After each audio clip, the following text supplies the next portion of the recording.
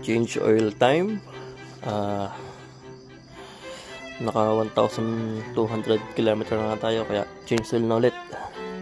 Bali ito, subukan ko tong Delo Gold. Sa mga nagsasabing maganda ito, tatry ko na rin ngayon. Dati naka Shell Advance ako, fully synthetic. Pero ngayon, try ko tong Delo Gold 15W40. Ang Shell Advance is 10W40 lang. Ito mas malapot, sabi. Kaya try ko lang din. Umaga ako mag-change oil para malamig na malamig ang makina. Tara, let's go.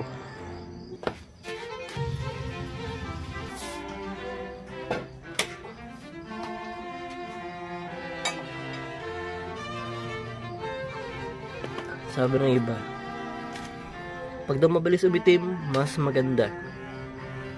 Dahil nalilinis daw talaga ang makina. Bali ito ay 1,200 km na tinakbo. Yun yung kaitin. Bali ito pagkasalimin ko ito. Sali ko dito para makuha yung 800 liter. 800 ml pala. 800 ml.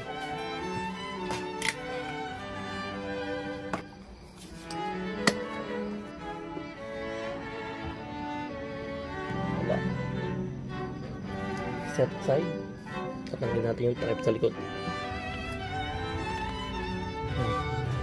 Sabihin nyo na naman, kinokontent ko na naman ang pag-change oil. Totoo nga. Hindi, kasi gusto kong makita nyo na gagamitin ko yung Delo. Ito, gagamitin ko yung Delo.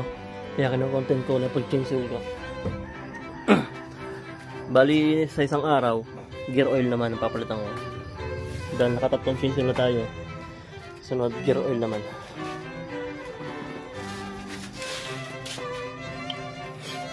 Bali yan, pinatulo pang konti-konti.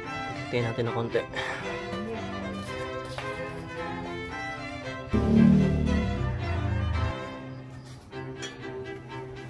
Ito na yung ating na-harvest.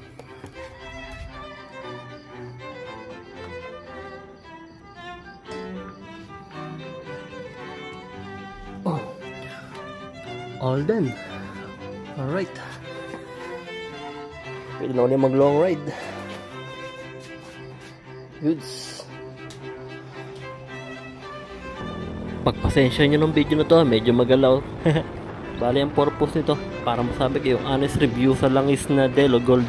Unang pasin ko naman, matapos ko mag-change oil, parang wala namang big deal. Matapos kong i-start ang makina, pinainit ko muna, tapos saka ko umarangkada. Bali mabanggit nyo nga, ang makina ko medyo maingay. Dahil simula nung ito'y nakargahan ng 59 all stock, meron na ako naririnig na medyo may lagitik. Pero nung umarangkada na ako, inoobserbahan ko, napansin ko, tumining yung makina, tapos nabawasan yung ingay.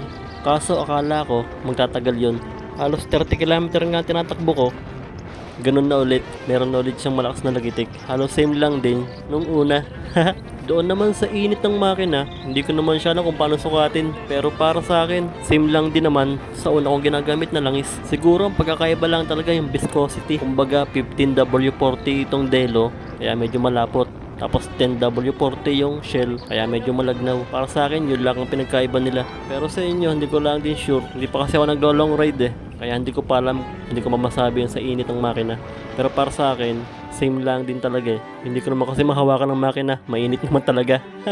Pero yung singaw, normal lang naman. Kagaya lang din ng una kong langis, parang ganun lang din. Anyway, meron nga palang comparison na nakaminor yung aking motor na Delo at saka Shell Advance. Bale ito, panoorin natin at pakinggan nyo kung may pagbabago nga.